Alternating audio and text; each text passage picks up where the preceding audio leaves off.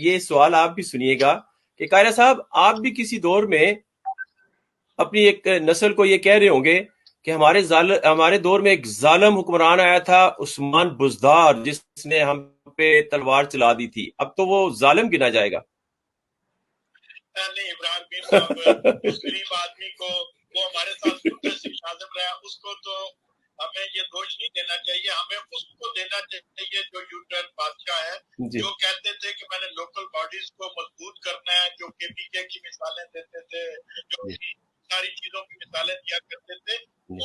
یہ ان کو الزام دینا ہے ہمیں۔ اس دارشین کا تو اتنا رول ہی نہیں ہے، وہ تو کچھ بھی نہیں کر سکتا تھا، وہ تو آرڈر پر چلنے والا شخص ہے، آج بھی آرڈر پر چلے گا، اس کو رات کو کوئی اور آرڈر کر دے تو وہ اس کو اوبے کرے گا۔ یہ تو سارے کا سارا قصور ان کا ہے، جو نظریاتی سیاست کی بات کرتے تھے، جو اخلاقیات کی بات کرتے تھے، جو اداروں کی مضبوطی کی بات کرتے تھے، جو کرپشن کو ختم کرنے کی بات کرتے تھے۔ کیا اب وہ حساب دیں گے؟ جو 2 سالوں سے ان اداروں میں کرپشن ہوئی ہے، اس کا حساب لے سکیں گے؟ میں سمجھتا ہوں آپ چیئرمینوں کو میں آپ کی وساطت سے اپیل کروں گا، اور اپنی بہن کو بھی یہ کہوں گا کہ اپنے پروگراموں میں ان کو بلائیں اور دیکھیں کہ ان کو 2 سالوں میں جو تیل کا ریٹ تھا، جو تیل کا جو جب ہم بیٹھے تھے تو 3 لاکھ روپیہ آیا کرتا تھا، اگر بل آتا تھا گاڑیوں کا جو تیل لگتا ہے، تو ابھی 15 لاکھ پر 20 لاکھ پر چلا گیا ہے۔ لوگ پرائیویٹ گاڑیوں میں بھی تیل ڈلوا کر دیتے تھے۔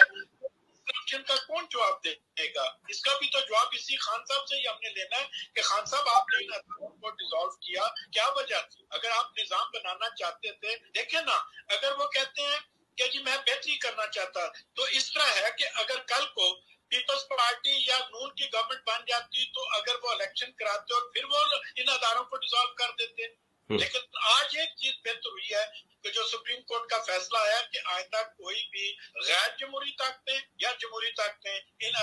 اداروں کے اوپر شب روز ڈاکہ نہیں مار سکیں گی، ان کو ڈیزالو نہیں کر سکیں گی۔ تو میں سمجھتا ہوں کہ انشاءاللہ بہتری کی طرف ہم جا رہے ہیں۔ جس طرح میری بہن کہہ رہی تھی نا کہ اس ملک کی بہتری اسی صورت میں ہو سکتی ہے کہ جو ہم اگر اپنے ٹریک پر رہیں، ہم اپنا کریکٹر ٹھیک رکھیں، ہم دوسروں کو مت سوچیں۔ ہاں، ہمارے معاشرے میں یہ بدقسمتی آ گئی ہے، ہماری نوجوان نسل جو ہے، اگر بی بی آسما کوئی بات کرتی ہیں، میں کوئی بات کرتا ہوں، کوئی اور لیڈ بات کرتا ہے، تو نیچے کمنٹس میں سوائے گالیاں نکالنے کے اور کچھ نہیں ہوتا۔ میں سمجھتا ہوں کہ ہمارے معاشرے کی سب سے بڑی ابرار میر، جو سب سے بڑا المیہ آیا ہے نا اس دور میں، وہ یہ آیا ہے کہ یہاں پر دلیل ختم ہوگی، دلیل کے ساتھ بات کرنا جو ہے وہ ختم ہو گیا، اور جو کوئی دلیل کے ساتھ بات کرنا چاہتا ہے اس کو سوائے گالیاں دینے کے، ان کو برا بلا کہنے کے، اس کی مائیں بہنوں کو گالیاں دینے کے اور کچھ نہیں ملتا۔ اور میں سمجھتا ہوں کہ جو شریف لوگ ہیں، جو اپنی اس نفس کے ساتھ جینا چاہتے ہیں، وہ سوشل میڈیا سے بھی دور ہو رہے ہیں۔ وہ سمجھتے ہیں کہ اگر میں سوشل میڈیا پر کوئی بھی بات کروں گا، کوئی حق یا سچ کا ساتھ دینے کی کوشش کروں گا، تو سوائے میرے حصے میں گالیاں، میری بیٹیوں کے تصویریں فوج بنا کر چڑھا دی جائیں گی، بچوں کی چڑھا دی جائیں گی، مسز کی چڑھا دی جائیں گی، میری ذات کے ساتھ اسکینڈل منسلک کر دیے جائیں گے۔ یہ ہمارے معاشرے کی جو تربیت اس عمران خان صاحب نے کی ہے، یا جو بدقسمتی سے عمران خان نہ صحیح، جو ہمارے معاشرے میں یہ جو چیز آ رہی ہے، یہ ہمارے معاشرے کے لیے سب سے زیادہ خطرناک ہے۔ میں دیکھتا ہوں 80s کی دہائی میں ہمارے لالا موسیٰ میں مشاعرے ہوا کرتے تھے،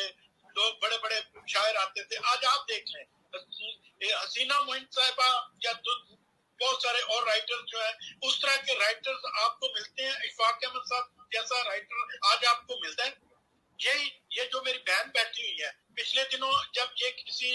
کسی بھی اپنے موقع پر بات کر رہی تھی، تو ان کے نیچے جو لوگوں نے گند مچایا، جو لوگوں نے کمنٹس کیے، میں سمجھتا ہوں کہ کوئی بھی شریف آدمی سمجھتا ہے کہ مجھے کم از کم یہ بند کر دینا چاہیے۔ جی قائرہ صاحب، کبھی مذہب کے نام پر ہم قتل کر دیتے ہیں، کبھی کسی اور موقف جو ہے وہ سننے کی عادت جو ہے وہ ختم کر دی گئی ہے۔ اللہ تعالیٰ سے دعا ہے کہ کم از کم کچھ جو لوگ ایسے ہیں جو اس معاشرے میں رہتے ہوئے حق بات کر رہے ہیں، وہ قائم رہیں، تو کم از کم ہم اپنے معاشرے کو آگے لے کر جا سکتے ہیں۔